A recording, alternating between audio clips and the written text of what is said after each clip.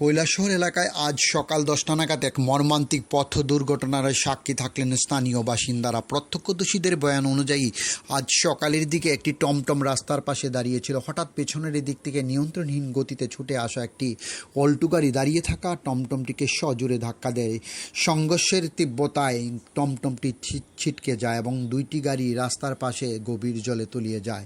স্থানীয়দের অভিযোগ, অল্টো গাড়ির চালক নতুন গাড়ি চালানো শিখছিলেন।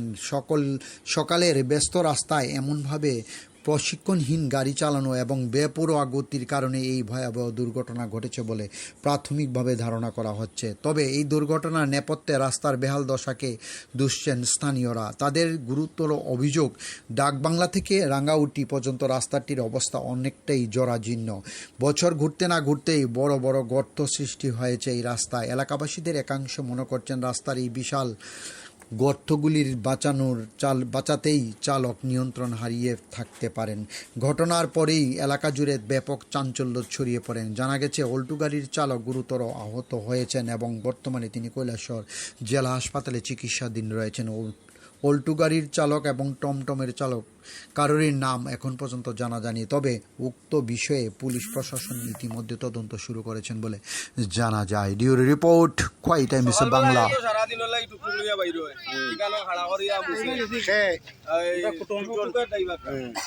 আর গাড়ি দূরের থেকে ফুলের গান তো টানিয়া রাস্তাটা কিন্তু আমরা এখানে 40 উপরে চালানি ঠিক না, কিন্তু হে 80 চালাইয়া এখান থেকে যে তাই আমরা ওই যে স্কিডেন্ট করবো কইতে আমরা এখানে বসি পেলাম।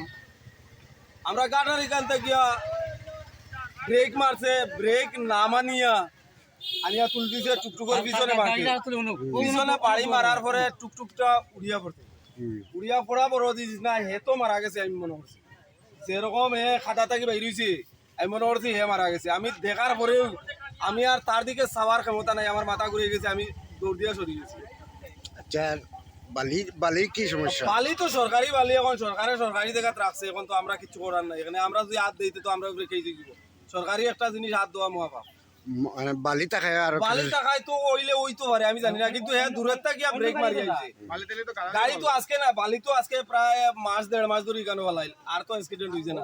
টাইম কিতা আদিলকে চালাও রানি, আরো শুনতে পাইছি যে টাইম কিতা গাড়ি বলে চালানি শিখরা 10টার সময় কিতা চালানি শিখুননি গাড়ি চালানি শিখার তো মাঠ আছে, মাঠও জানি না। ঠিক আছে।